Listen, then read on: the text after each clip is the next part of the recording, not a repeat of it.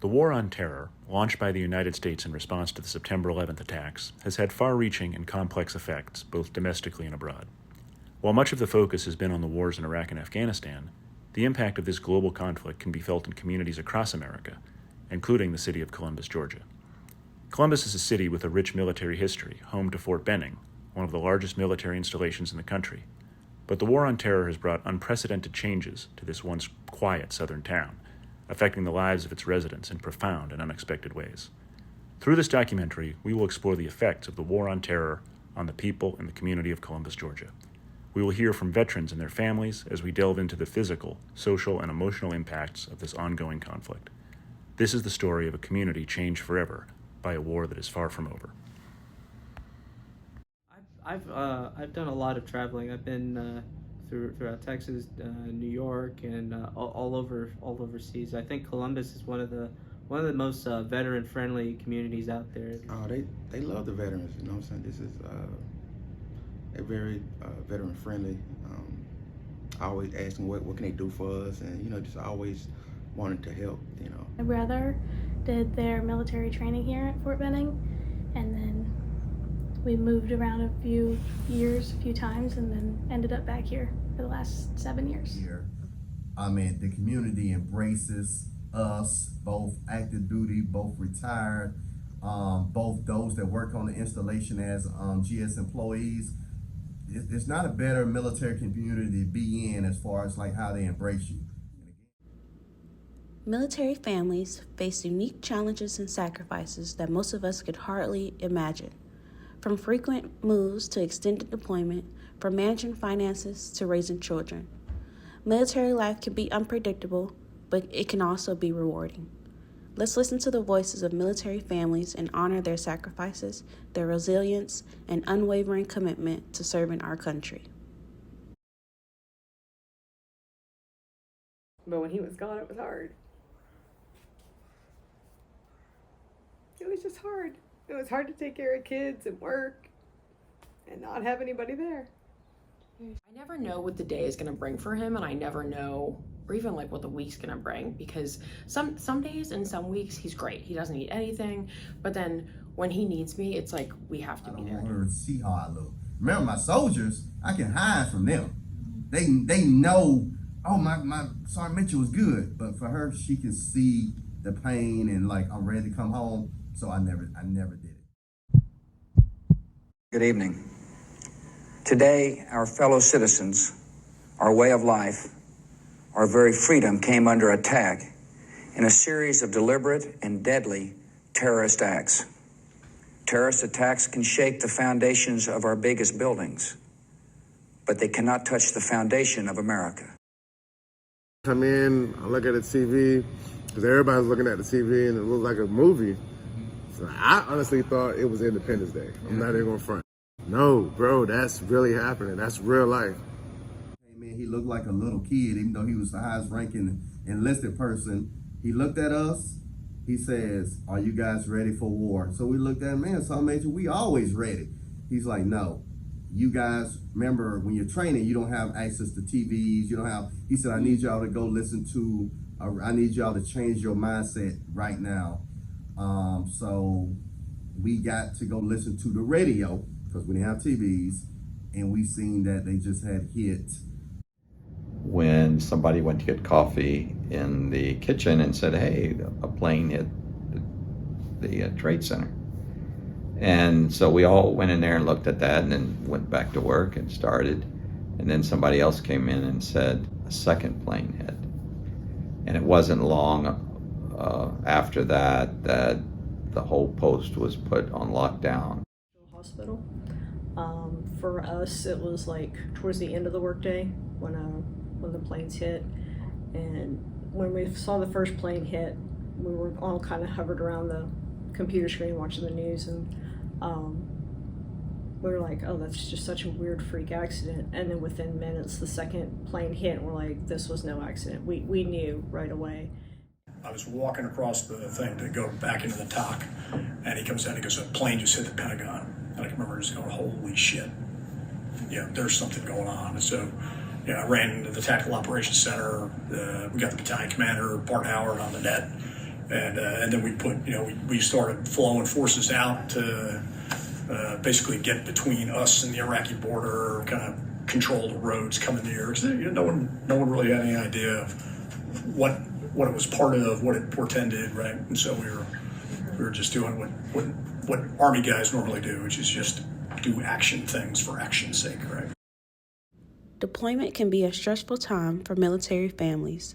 They may be separated from their loved ones for extended periods of time, and the uncertainty and anxiety that comes with deployment can take a toll on their mental health.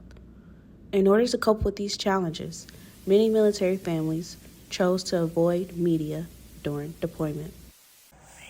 But I avoided media because of what I did for a job over there. I had more than enough knowledge of what was happening. But I avoided it because out of sight, out of mind. I just pretended that he was like living in a little hotel room somewhere and would just go to work and come home like he did when he was on Schofield or when he was on any other base. It was like, I just like, okay, yeah, he's here. And it was like, I didn't think about where he really was because I didn't want to know. The first day of the war, Diane gets up, she turns on the TV, she's glued to it, right? After about 4 hours, she said, you know what, I've got 2 kids. I can't live like this for the next how many weeks or months. And she turned the TV off and she left it on. Because in order for her to function and do what she had to do as a mom, though she was worried about me, she just couldn't live that way. Returning home from deployment is a readjustment for both veterans and their families. Getting back to a sense of normalcy can be an individual experience and unique to navigate. First off, when you come back out of deployments now, you go through a whole battery of post-deployment examinations, both physical and mental, right? And so now the problem, of course, with that is most soldiers just want to get through that, right? Because this is a barrier for me to go to my barracks room or go to my house, right? So just let me get through this thing. So and I think the Army's done a pretty good job of leaders openly talking about struggles with post-traumatic stress, struggles with just the normal kind of reconciling their service with the things that they've either done or been part of or witnessed, and going to talk to folks about that. I have a regimen where I get up at 4:30. I do PT, and I just got to keep myself busy because I don't want to be idle. Because when you're idle, you get to, it's easy to fall into a depression. Thinking about battle buddies that passed away, or just things. Looking back, a lot of things can make you sad, but you just can't dwell on it. To this day, I don't pick up trash that's on the ground. I don't, if it's trash along the drive, when I'm driving along the road, I always go on whatever different side, the opposite side of that. It's gotten better. It used to be almost a panic mode, like I was supposed to be home. Why is this happening? Why is this debris here? Debris means that they got a bomb underneath it or a possible bomb underneath So it. for that, I mean, everybody's different. Nothing's cookie cutter. For me, there were definitely some things I had to work on, which I didn't see right away till I got back. But I ended up having to go through anger management and a lot of, just counseling for PTSD and anxiety. I was real jumpy. Every little thing would startle me. Like I still don't do fireworks to this day. But just, little things. But I'd say probably it took a good 5-6 months after coming back to kind of, for my mind to be in a better place. Mm-hmm. When we consider the official end of the global war on terror, we can ask ourselves, is the war truly over? Veterans and military families alike still face the effects of the war to this day. Unfortunately, we will never truly know how long this impact will stand on our military members and their families.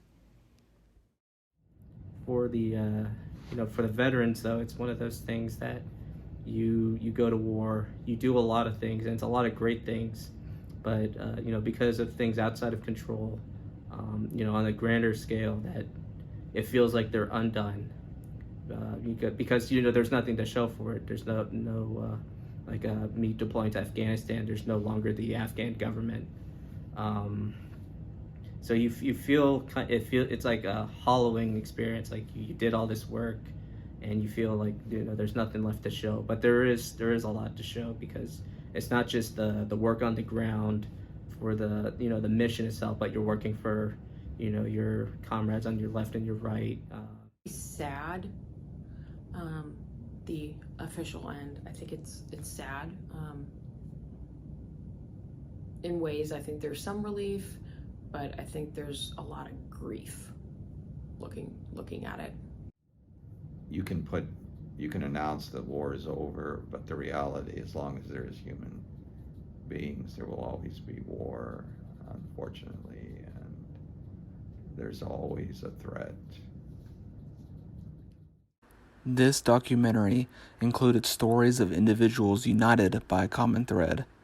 The war on terror has a profound impact, but as we reflect, it's important to memorialize veterans and their families' remarkable strength and resilience.